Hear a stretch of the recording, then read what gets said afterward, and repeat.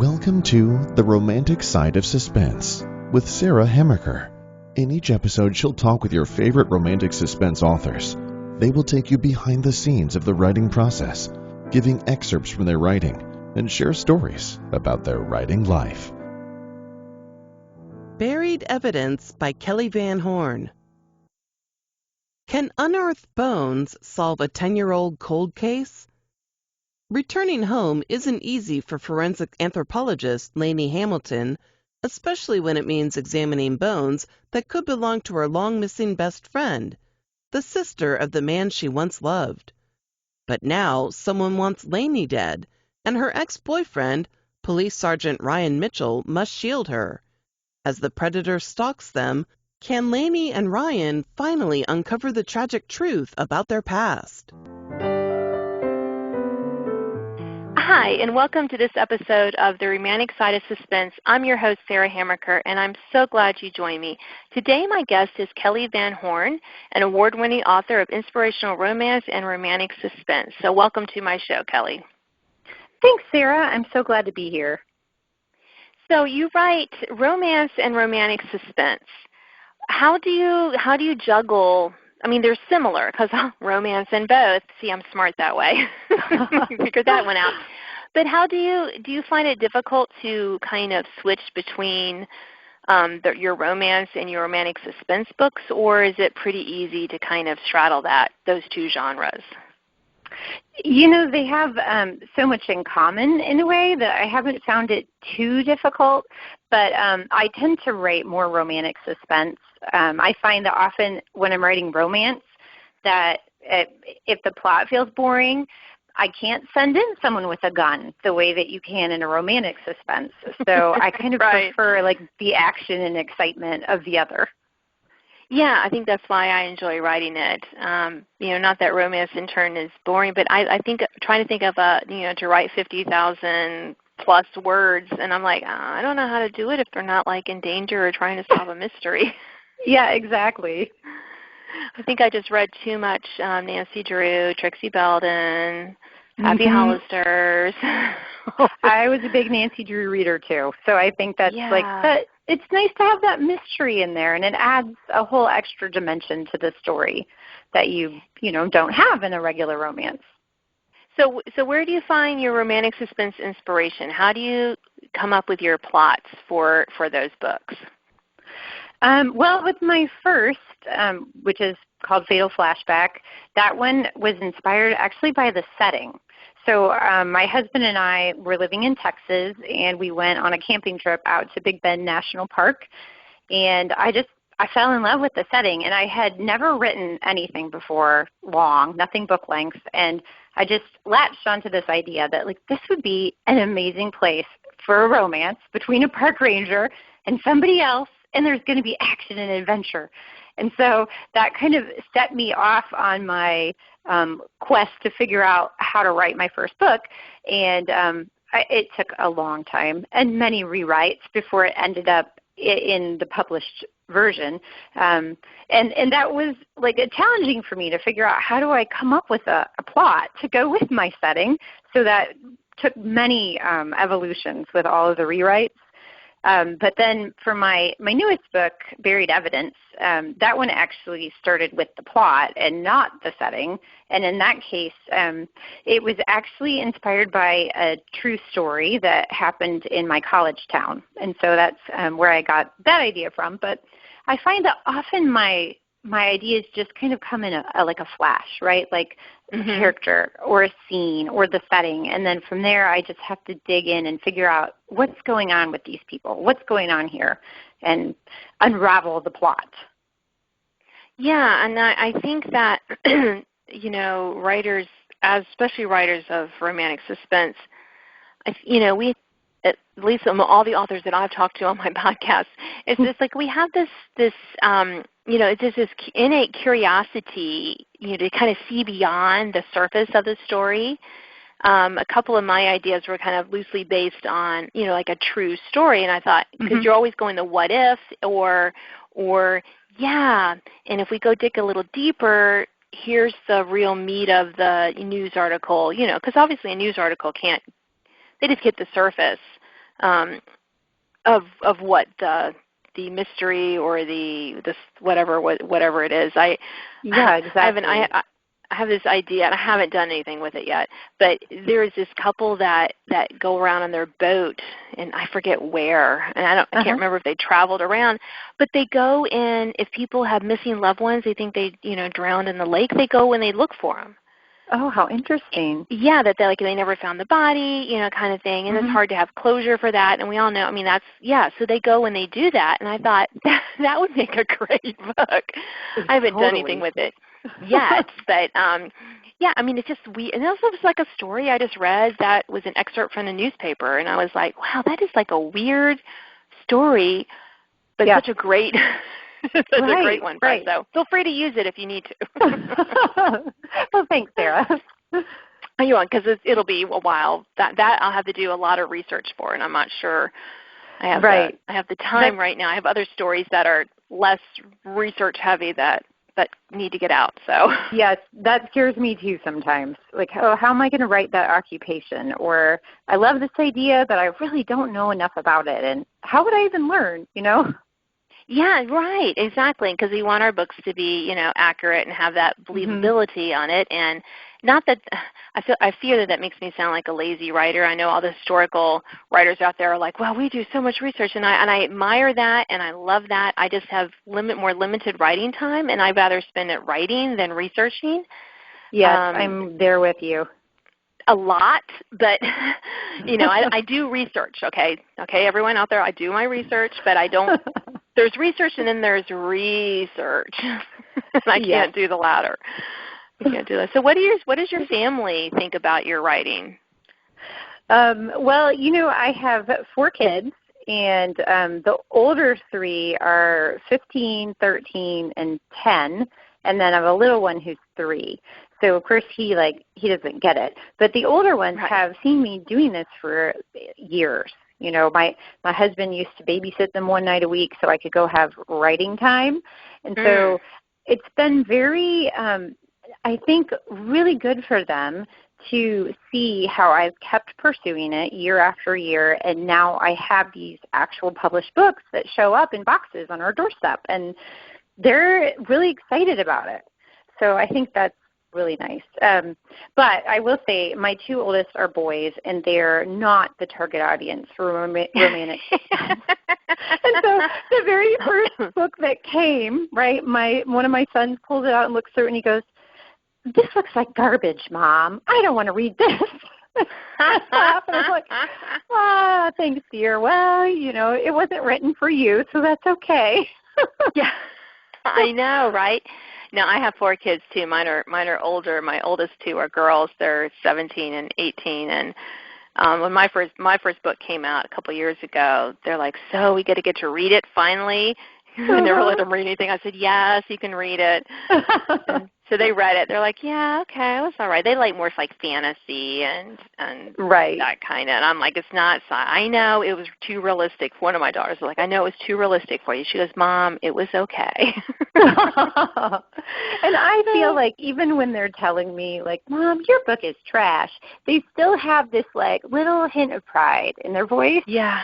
That makes me feel good, because it's like, even though they might not like the actual book itself, like their mom is an author, and that's a big deal, Yeah, that is super cool. I did one of my sons, when he was in, I guess, 7th grade, they had career day at his school, and he's like, Mom, are you going to sign up? So I did. I talked about being a writer and have brought my books, and I donated some to the English teacher's classroom, and I said, do you want some? Because I can just leave these here. And she was thrilled. Oh. So a couple of the girls, mostly girls who came, because they got to select who they came to see. It was really funny. Although my son did come. He's like, I wanted to hear you. Now, of course, he wants nothing to do with me, but that was when he was, 12 and thought Mom was a little cool. Right. Just a little bit. So how do you find time to write? I mean, your bio says that you homeschool your 4 kids. Obviously, with a 3-year-old, that can be a little more challenging sometimes. How do you carve that time out? Do your husband still watch the kids once a week, or? Unfortunately, that kind of dropped off Man. Not on him. Not on him. He's on the faculty at a university where we live, and he became department chair for like 6 years, and so he just was so like swamped with work that at some point I was like, it's okay, you do what you need to do, and don't worry about like me and my writing. But he still will make time when he gets the chance. You know, he's not like he's like, oh, you're on your own now. Yeah.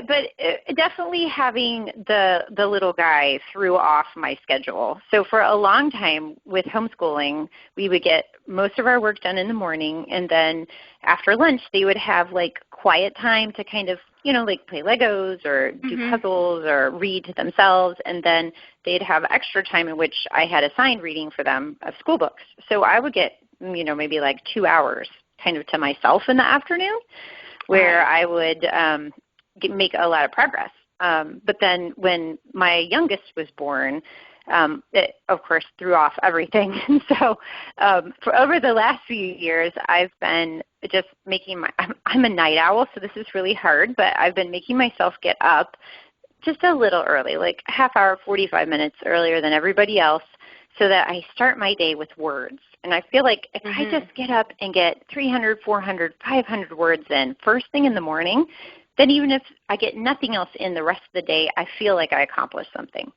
Yes, yeah, I am with you, Kelly. I think it was it last fall, I realized I'm leaving my writing for the leftovers. Yeah, and that's hard because you're tired at the end of the day. We are tired. Even if it was like the end of the afternoon, I work from home as a freelance writer, so I do a lot of other writing and other projects and stuff like that. And I realized I'm shortchanging myself, and I was really wanting to be serious and write faster and more. Yeah. I needed to get, so I started getting up, you know, again about 30 minutes, and I'm downstairs writing when everyone else is, you know, getting ready for school and stuff, and my husband was able to kind of step in a little bit to help with that. Although with older kids, it is a little easier. They can pretty much get ready themselves. Yeah, most of the time. Right. Until they lose a hairbrush. Yeah. So I find that I feel better, even if, like you said, even if I only write 100 words. Yeah.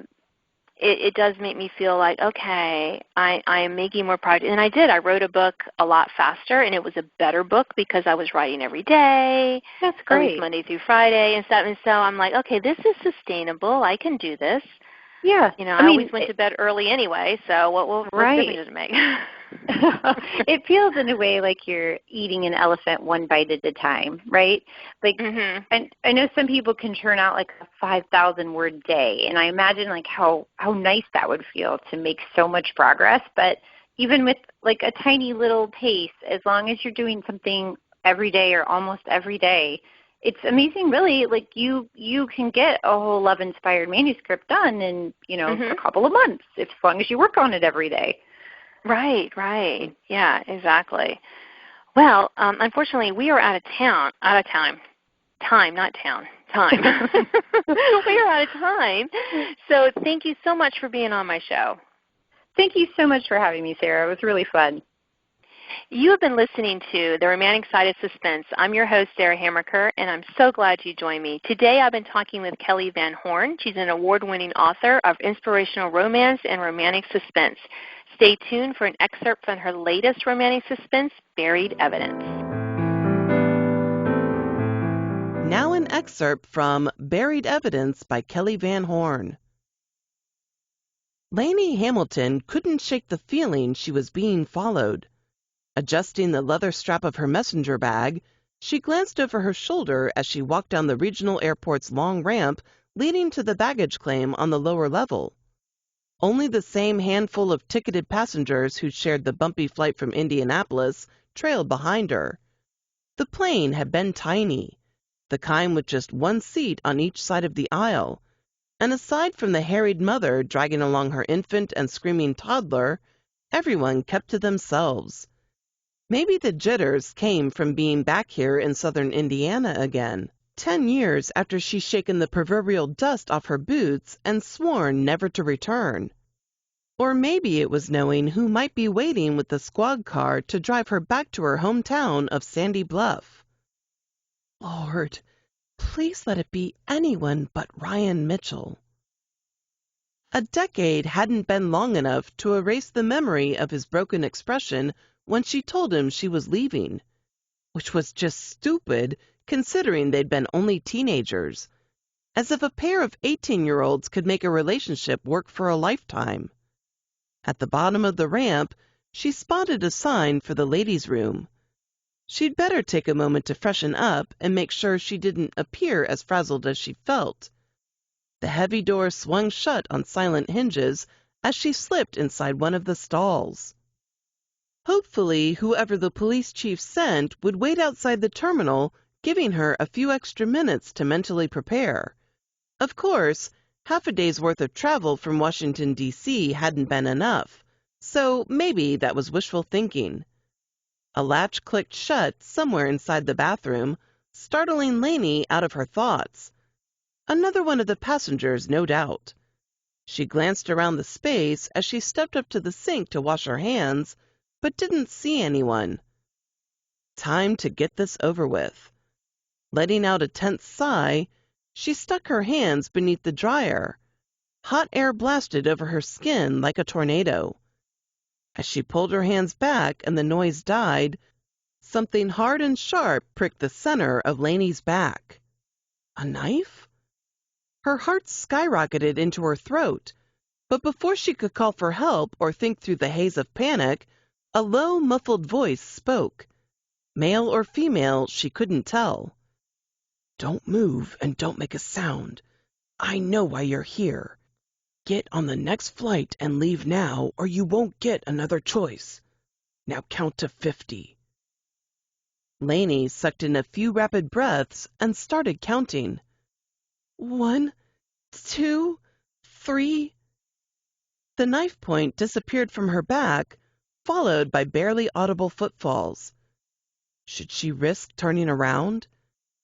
Curiosity won by the time she reached 15. She kept saying the numbers aloud, but pivoted on her foot, glancing around the bathroom. The tile floor was empty, leading past the bank of sinks and mirrors, and vanishing around a corner into another section of stalls. In the distance, a soft whoomp sounded. Her attacker leaving through a second exit.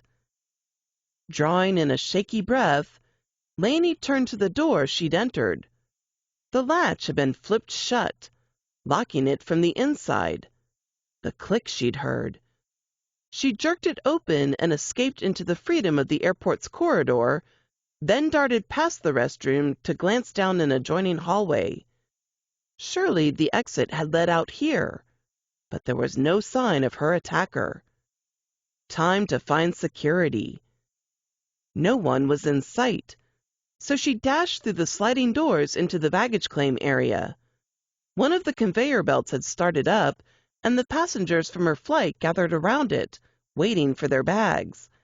An airport security guard stood nearby. Relief fluttered through Lainey's chest as she dashed up to him and spilled out her story like a soda falling off an airplane tray table. His brown eyebrows pinched together, but he pulled out his radio immediately and rattled off a series of commands. "If you're okay, ma'am, I'm going to check that restroom." She nodded, tucking a few strands of her short dark hair back behind her ear. "Thank you." "Wait here. I'll need you to fill out a report."